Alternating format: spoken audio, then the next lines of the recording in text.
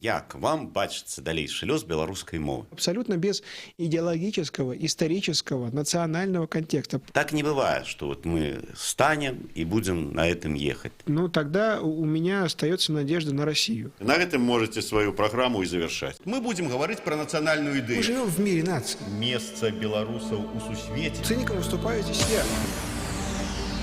Ідея X на Єврорадіо.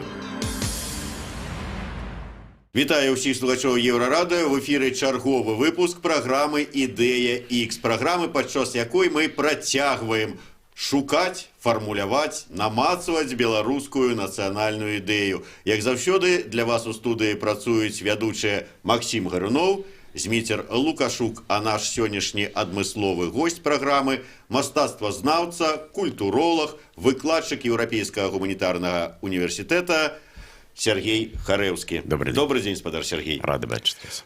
Спадар Сергей, вот у мяне ёсць такое перасцярога, што вы з самага пачатку, вот як чалавек дасведчаны, возьмеце і першым сказам сфармулюеце нам нацыянальную ідэю і скажаце, на гэтым можете сваю праграму і завершаць. Ну, в залежнасці ад таго, якая ў нас сёння задача.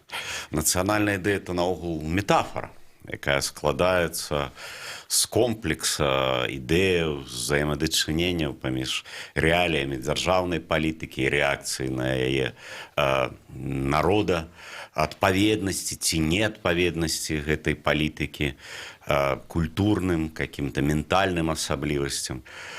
А калі каротка, то для мяне асабіста адказаць можна на это пытанне толькі тады, калі мы поставім пытанне перад людзьмі, якім вы бачыце далейшы лёс беларускай мовы. Все. І вось все гэтыя танцы вакол гэтак званай нацыянальнай ідэі, што, як я сказаў, это ёсць метафорай, так? Все вот это абтанцоўванне сканчаецца, калі ў лоб задаеш пытанне, як вам бачыцца далейшы лёс беларускай мовы? Кропка. Вот чалавек адказвае, і ўсё понятно. Калі адно, калі другое.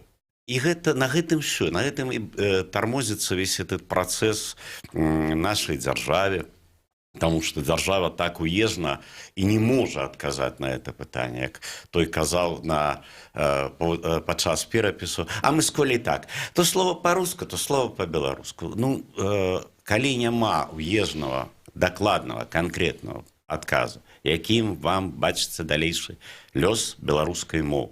Все остальное, это такое.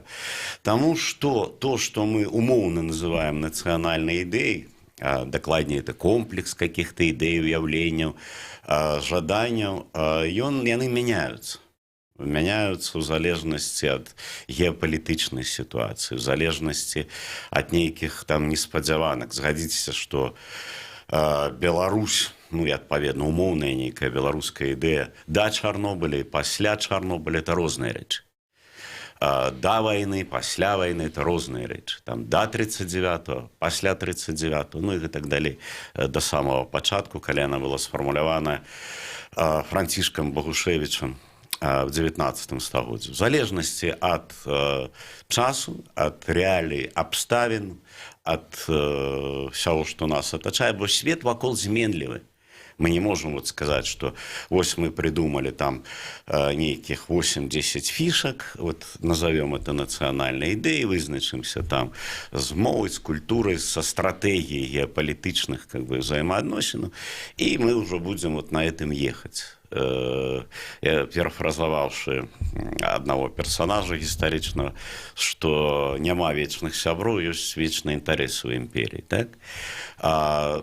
Так не бывает, что вот мы станем и будем на этом ехать. И так не бывает нигде. Потому что национальная идея там в Корее 50-х годов – это одна какая-то модель, какая-то визия, перспектива. Сучасная Корея, зусім іншая какая-то з'ява. Тому, калі мы говорим про национальную идею, а я сачыў за тым, што говорили мои папярэднікі в этой студии, она прадугледжвае нейкі момант X, калі вось гэты час скончыцца, і вось мы пачнем реализовывать какие-то свои концепты гэтай нацыянальнай ідэі. Но в агляднай перспектыве как бы нас ніхто не пакліча для распрацоўкі этих канцэпцый. І, адпаведна, нацыянальная умоўная ідэя, вот это комплекс розных канцэптаў, візіяў, ён будзе існаваць недзе ў паралельным свеце, паралельным асобным ад дзяржаўнай палітыкі. Мне так здаецца. І таму мы можам гаварыць, якія задачы стаяць сёння, там какие-то, да, для захавання нацыі, для там захавання адметнасці, ідэнтычнасці, там умацавання суверэнітэта, сцвярджэння суб'ектнасці нашай культуры, тым ліку і матэрыяльная, можа, найперш матэрыяльная, даробку ўсяго таго, што было зроблена на гэтай зямлі. А іншая рэч, што адбудзецца, калі вот нешта пачне рэзка мяняцца, так? Якую мы прапануем стратэгію геапалітычную, так? В сэнсе, в рэальным канкрэтным свеце, які будзе нас атачаць. Бо сёння ў нас так выглядае свет такі, как бы, умоўны беларускі, што вот у нас далёкае замежжа – это Літва з Латвіяй, а блізкае замежжа – это Кыргызстан, там, да, с Узбекистаном. Это, і вось у гэтым каких-то в 3 соснах у нас слово по-беларуску, слово по-русски, хоть это понятно всем, что это хитрики какие-то. Что мы хотим вот какое-то вот такое, главное захавать единство там нации. Ну, это главное сохранить коллективы. Был такой вот лозунг в 90-х, конце 90-х. Это имелось на увазі захавать колгасы любым коштом, любой кривой. И главное сохранить коллективы. И вот как бы они захаваліся, да, ну вымерлі просто. Коллективы разом с предприемствами как бы накрыліся, колгасы об'ядноўвалі по 2, по 3, по 4 урэшце, и они накрыліся. Ну вот какие-то такие. И что будзе пасля того, так, якая будзе эта Беларусь, постмодерная, постнациональная, в якім мы будем свеце. Ну, уже не хочу так там сурочить, альбо сгущать фарбы, ну, кто б мог подумать до 2014 года, что такое отбудется в дачыненнях з Украінай, так? Што в 21 стагоддзі магчыма мілітарная інвазія, што магчымы перакройванне межу. І мы жывем вот в такім свеце нестабільным, неспакойным, непэўным, потому что вот это там 25 гадоў, чвэрць стагоддзя прошли, ну, марно для нацыя будаўніцтва, для сцвярджэння нейкіх там канцэптаў, якіх бы то ни было, любых, іх няма. І гэта будзе вызначаць, що надалей. Ну, приведу прыклад. Там заходняя Беларусь была изолявана ад усходняй Беларусі, там с 1915 по 1939 год, это там 24 нейкія гады. І все, хто бываў і ведае сітуацыю, ведаюць, што і да сёння эта розніца не сцёртая. Шмат у чым это тэрмінуе, перадвызначае вось эту розніцу ўсё ж. І ментальную, і культурную да сёння. Такім чынам мы уявім сабе умоўны момант X, калі тут штосьці пачне мяняцца і кагосьці практычна зацікавяць нашы адказы, напрацоўкі там ідэі, мы павінны, конечно, уже сёння как бы уявіць сабе, што в агляднай перспектыве бліжэйшыя паўстагоддзі все тое, што было пасеяна і сеецца яшчэ сёння, не будзе пераадолена. Максим, ратуй, бо я уже заблытаўся нават у пэўных выкладках пана выкладчика. По поводу вот Восточной Беларуси, съездил я тут, слава богу, в Гомель наконец-то и в Могилев. И, во-первых, ну, Гомель и Могилев, мне показалось, что, в общем, это больше похоже на Беларусь, чем на Россию. И вот то, что вы сейчас сказали, разница между вот Гродно и Могилевом, по-моему, ее очень легко преодолеть. Благодаря лоукостам, да, вы берете могилевских школьников и, в общем, в 10, там, ну, когда им там 5-6 класс, и просто вывозите их на экскурсии в рамках Великого княжества Литовского, ну, куда-нибудь, допустим, в Вильнюс на пару дней. Ну, и, может, не на пару дней, на неделю. Да, или вы этих же самых школьников на те же самые лоукосты, спонсируемые, может, какими-то там европейскими комиссиями. В общем, этот вопрос, я так думаю, учитывая высоту ставки, да, можно будет легко решить. Там, вывозить их в Варшаву, ну, в Краков, в какой-нибудь в Прагу. Ну, так вот куча же вокруг мест. И этими вот самолетами и каким-то быстрым сообщением молодежи, там школьников, там этих самых студентов и так далее. Очень быстро это все можно переломать, потому что, на мой взгляд, да, человек, который там просто 10 раз прошелся по одной и той же улице в Могилеве, вот улица центральная города Могилева, пешеходная, да, вот улица Ленинская, по-моему, называется, которая заканчивается ратушей, и там рядом костел, вот, это очень похоже на Вильнюс. Ну вот визуально, да, я был в Вильнюсе, я был в Могилеве. Мне кажется, что это, в общем, упражнение в одном и том же стиле. То есть, в общем, по поводу того, что 50 лет нужно ждать, когда это переломается, по-моему, благодаря самолетам можно не 50 Я лет. так не думаю категорично, потому что туризм ничего не меняет. Это не туризм, это знакомство. Ну, из Минска только ленивый не бывал в Вильні. До Вильні тут 170 это с километров. Минска. Все бывали. Но вы вельми как бы трапно згадали назву вулиці в Могилеве головной, да? Улица Ленинская, так, вот в Минску люди, вот я живу в Минску, в Московском районе. Ось, і кожного разу в Литве как бы не могут дать рады, ну, в смысле, что, про что там. У нас кинотеатр Москва, станция метро Московская, там улица Московская, Московский район, Советский, Ленинский. Люди ездят, особливо, коли говорить про студентов, коли говорить про гуманитариев наших. Я не ведаю людей, которые не бывали в Вильне альбо в Польше. Все бывали. І ездят регулярно. І, дякую Богу, навіть не обов'язково лоукостерами їх возить. Есть интернет, сети, во все можна поглядеть. Але это все одно застаецца вот такое павярхоўнае назіранне, за якім не стаіць ніякіх практычных дзеянняў. Як это все применять на практыцы, як это менять. Потому что это розница, это не только розница городов усходней Беларуси, где была накладзеная планіроўка часы Катерины Великой, и выпростаны этой улицы, это заўважна, прамые этой улицы под прямым кутом, в адрозненне от центральной и заходней Беларуси, где засталася сярэднявечная планіроўка, ну, в том же городе, про якую вы сказали. Але это и лад жыцця, и способ мыслення, и перадусім правы чалавека, сярод іншага, да? Удзел чалавека в этом жыцці. И в этом сэнсе то, что створана в Польше альбо Литве, про которые вы згадали, эта розница базуется на больш фундаментальных рэчах, чым там вонкавыя. Да? Это все ж таки беспасрэдны удзел у палітыцы людзей, заангажаванасць масаў людзей в этой палітыцы. Это перакананасць, што нешта можна змяніць, это адсутнасць дзяржаўных СМІ. Это масса тонкіх такіх рэчаў, якія фармуюць это адрозненне. Человек познакомился, приехал, сказал, ох, как там классно, ну вот, как бы, на жаль, у нас это все немагчыма. Да речи сказать, як і наогул, калі мы разважаем про так званую нацыянальную ідэю, ці што-небудзь іншае, калі мы говорим про этніку там, ці про нацыянальныя інтарэсы, заўсёды ёсць спакуса што-небудзь привесці ў прыклад, параўнаць. Но все параўнанні, которые тычацца менавіта этнічных спецыфік ці там нацыянальных ідэяў, яны кульгаюць. Ну, няма двух падобных мадэляў. Няма. Літва з Латвіяй каласальная розніца. В менталітэце, спосабе мыслення, я вже не кажу там про Эстонію. Хоць мы іх умоўна называем краіны Балты.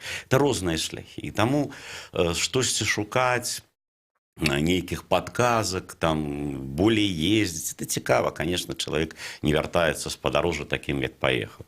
Бясспрэчна, это назапашваецца штосьці, але все одно не дае подказок. Абсолютно не дае подказок. Хорошо. Если самолетами национальную идею Беларуси не привести, вот, ну, тогда у меня остается надежда на Россию.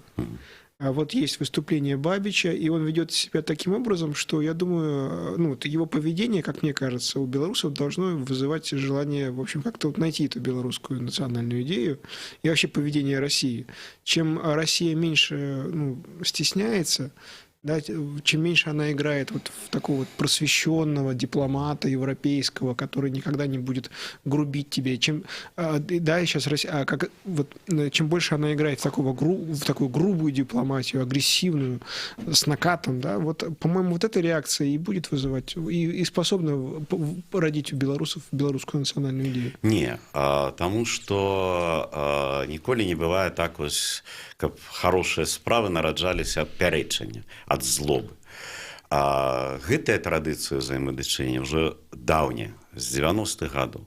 Можна прывесці там тысячы цытат уже, пачынаючы ад Жырыноўскага і там Медведзева, Пуціна. Это не новая з'ява абсолютно. Это тут в болоте, это как бы колы пайшлі по вадзе. Уже давно. Але тут есть такая тонкасць беларускага менталітэта.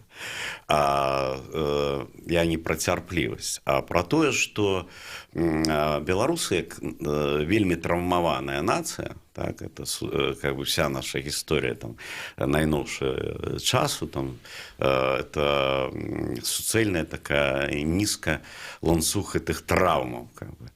Яны не хочуць этого чуць. Вот что яны хочуць ад России? Каб что было по-руску, каб вучыцца, перавучыцца не трэба, каб не трэба было нічога ведаць сваёй гісторыі, там, вникать, ни за что не отказывать, не вникать в российскую политику. Потому что где Иркутск, где Омск, я думаю, выйдите, спытайте, никто не ведает. Это абсолютно.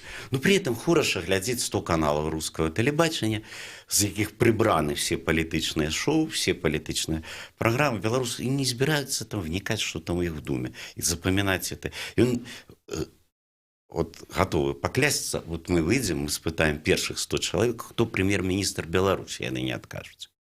Вот я перакананы.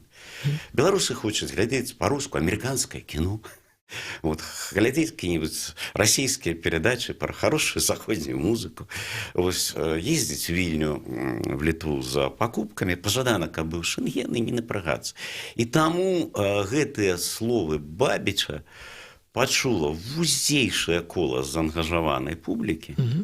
В реальности тых, хто спажывае, а так оно есть, 99% нашего информационного и культурного контента, это з России.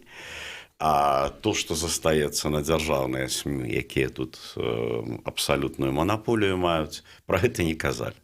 И атрымліваецца, что толькі калі чалавек мэтава залезе на нейкія там ресурсы, так званые оппозиционные, да, ці недзяржаўныя, и что-то паспрабуе в этом, как бы, тады ему трэба будзе дазнацца, хто такі Бабіч, откуда он приедет. Ой, покиньте. Где это Карачаево-Черкесия, докиньте.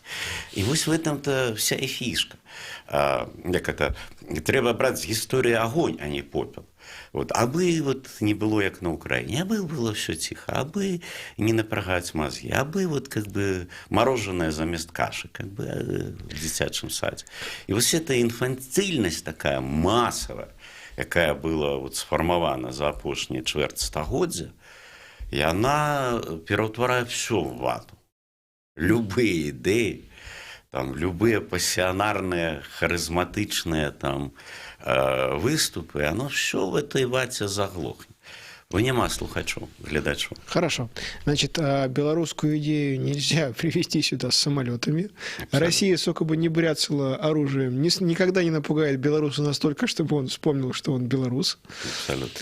Тогда, из того, что вы сказали, остаются его травмы. Да, вот у белоруса много травм. И тут как бы об этом говорить надо, наверное, без улыбки, потому что вот там 1/3 населения погибло во время Второй мировой войны. Потом все эти бесконечные акции устрашения, чистки, все, что было связано вот с вторым пришествием Советского Союза на эту землю. До этого еще и эта ужасная история 20-х годов, Первая мировая война. И тогда, может быть, белорусская национальная идея, она может появиться, в общем, из сеанса лежания на кушетке у психоаналитика. Ну, Ну, так. то есть, ну, грубо говоря, белорусы так, единственное, что может их зацепить, да, вот мы сейчас имеем дело с белорусом, это человек, который находится, это невротик, который находится под большим прессом травм, проблем, невротических каких-то зажимов. И чтобы его разбудить, ему нужны не поездки в другие страны, потому что они его не тронут, да, невротик – это невротик. Ему нужна не опасность, да, потому что опасность его не разбудит, а ему нужен все понимающий доктор. Вот.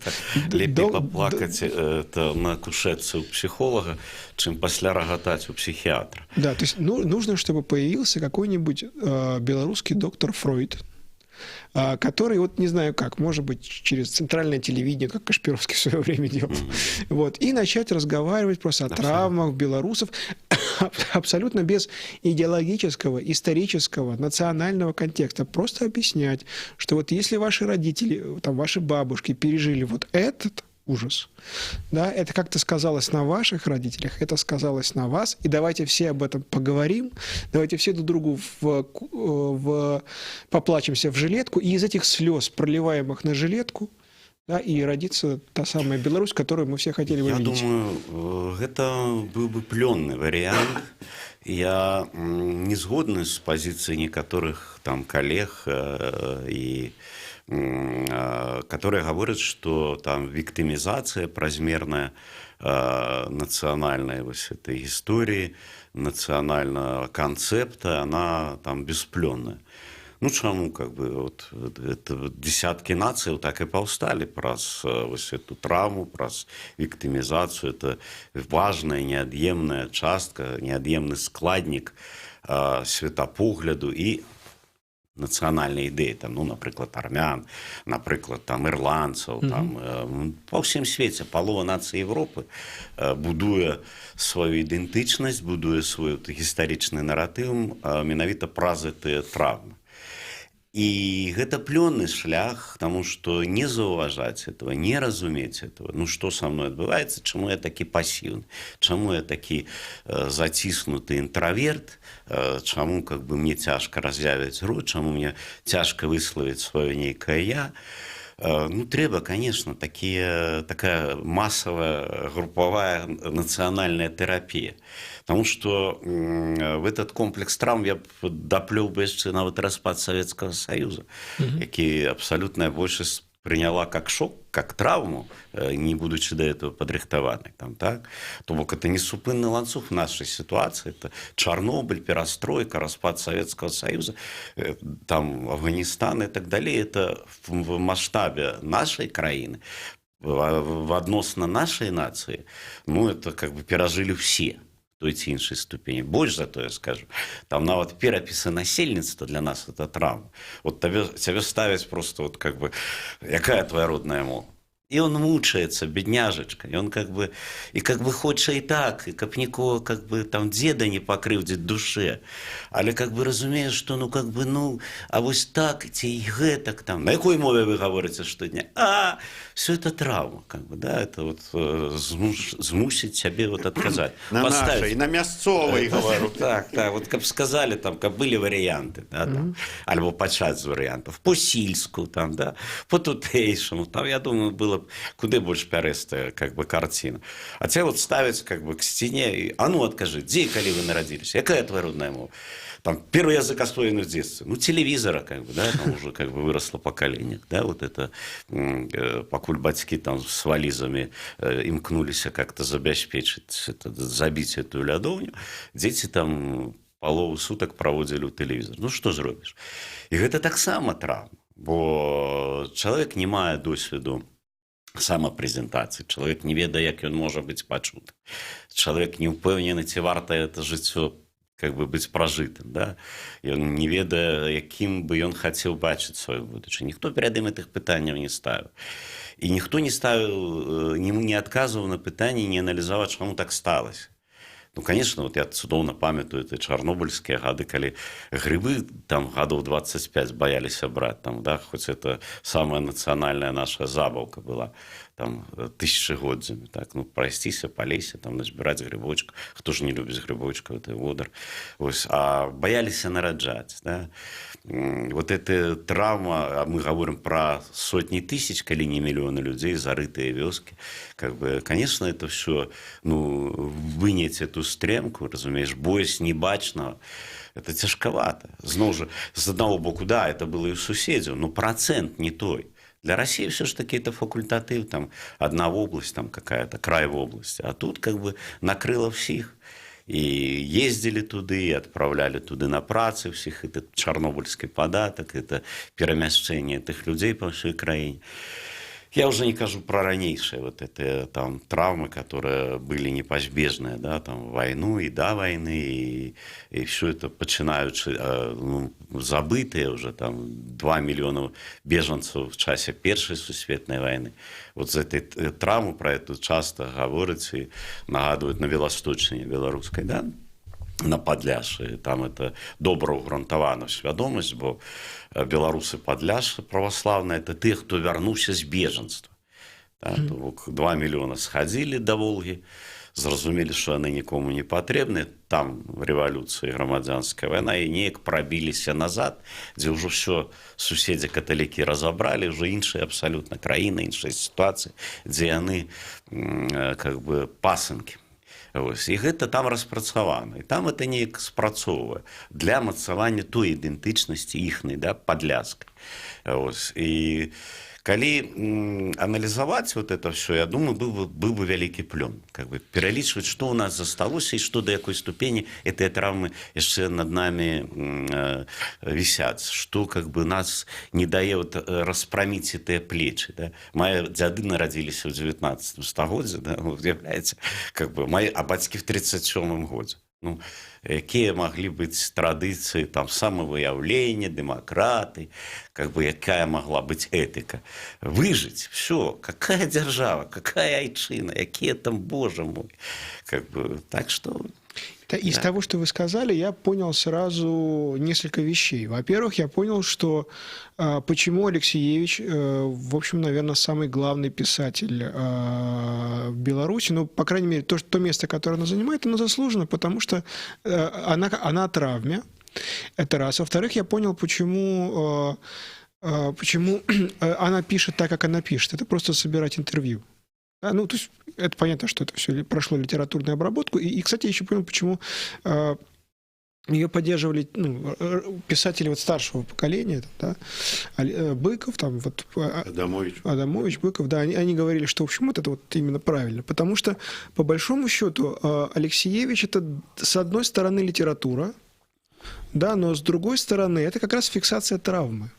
Да, причем самое интересное, что фиксация без вот, психоаналитической поддержки. Да, это просто как бы она ходила, и вот это можно читать. Ну, грубо говоря, вот белорусы лежат на кушетке, да, и они начинают рассказывать с тобой, там вот это вот все, да, и вот там книга, где у нее маленькие дети встречают немцев, да, там книги, там, где женщины вот находятся под оккупацией, эти цинковые мальчики ужасные, да, и так далее, так далее, так далее. Это как бы все такая гигантская травма, и здесь, в Беларуси, по большому счету, вот в культурной сфере, в гуманитарной, вот в человеческой, в эмоциональной.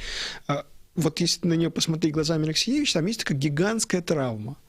Да, и тогда вся наша передача, которую мы тут с Митцером ведем, она, в общем, такая, она очень наивная, она неправильная, потому что нужно говорить не национальные идеи, а нужно придумывать, как лечить эту травму.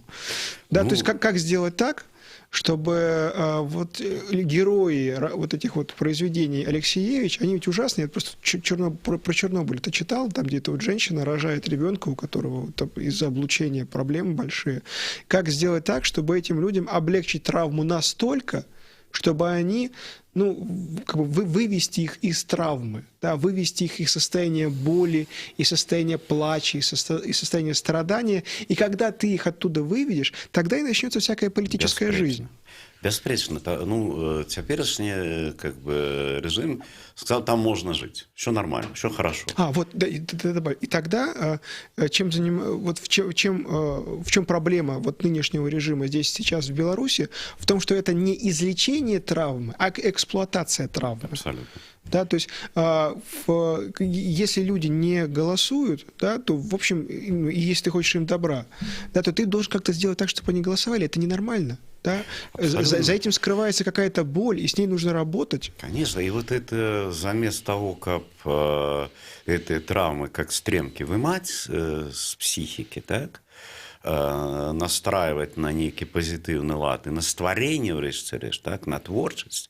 В свой час Беларусь на мяжы 19-20 стагоддзя дала свету сотни блескучых имен мастакоў, архітэктараў, дизайнераў. Дзіву даешься, якое это было сузор'е. А цяперашняя ўлада ўсяляк эксплуатавала вот этой фобии, насколько могла, и войну. Ага, то будзе вот так, як война, а вот будзе як войну, або будзе... Ну и рация, вот прикиньте, я еще заполнял анкеты в советский час, жили ли родственники на оккупированных территориях. То есть кому-то это было важно. Конечно, все жили. Конечно, все жили и працавали. Это был не год. То бок, нават мне, который абсолютно уже іншого поколения, вот этим рехом в спину еще вот как бы такую как бы булавку еще втыркали. Вот откажи на питание, проживали ли родственники на оккупированных территориях? Конечно, проживали. А я шел как бы подлеток, думал, а что бы это могло значить вот для меня? Как бы, коли у меня все там жили, и это была тема для бясконцых размоваў как бы за столами весь час. Конечно, трэба настраивать, а гэты режим, вот, правда, это все как бы, вот ты пришел, кажешь, вот мне болит, да, там, типа, Чернобыль, ну, помирают дети, да, ну, абсурдно там как бы выраблять это молоко. А доктор тебе каже, да брось ты, можно с этим жить, нормально, иди, давай отсюда. Иди и плоди это молоко, там, да, как в Наравлянском районе, это полное, как бы, маразм, там, нарезали этих польдеров, как в Голландии, сняли верхний пласт земли, внесли в землю калий, который вытиская стронцы, и там это коровы пасятся, как бы, в голландском краевиде, ну, и дают умовно придатное для как бы перапрацоўкі молоко. Пытанне навошта? Калі вот в суседніх районах чистых там, да, там за 50 километров вали ты такие сродки, такие ресурсы, и атрымаешь реально чистое молоко. И вот заместо того, как это стремки как бы доставать, которые как бы застались, и они рехом где-то они чуваць в нашей литературе, в поэзии, так, есть здесь в мастацтве, это как бы рехом, водгулем оно еще гучить, и оно здесь проявляется. Но никто реально не анализовал, ці боятся до сегодня там люди збирать грибы ягод, ці боятся з нейкіх околичностей там нараджать.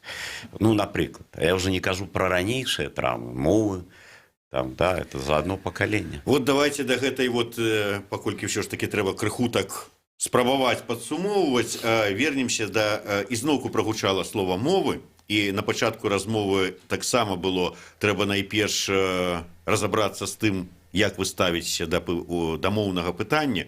Ўсё ж таки, што вот была у нас у праграме спадарыня Зінаіда Бандарэнка, якая сказала, нацыянальная ідэя выказваецца адным словам – мова. Так? Вот мова, будзе ўсё? Не, я так не сказал.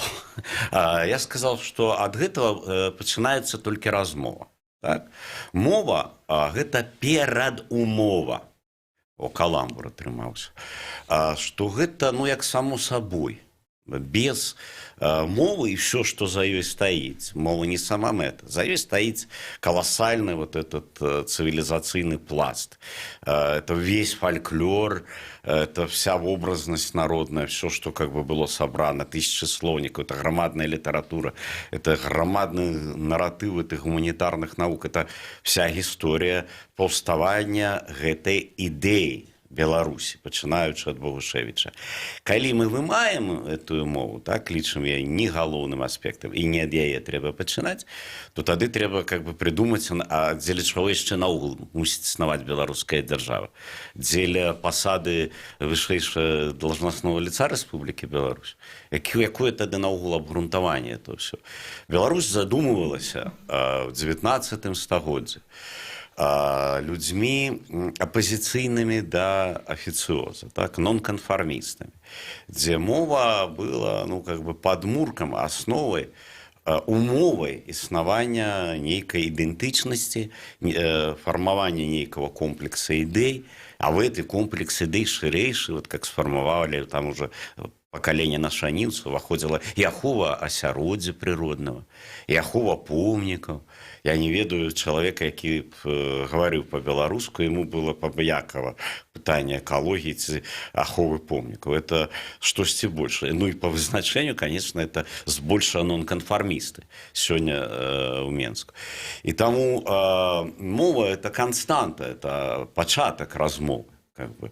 Вось мы вырашылі, што будзе мова і будзе мець такі працяг, будзе займаць такое ці іншае месца ў грамадстве. О!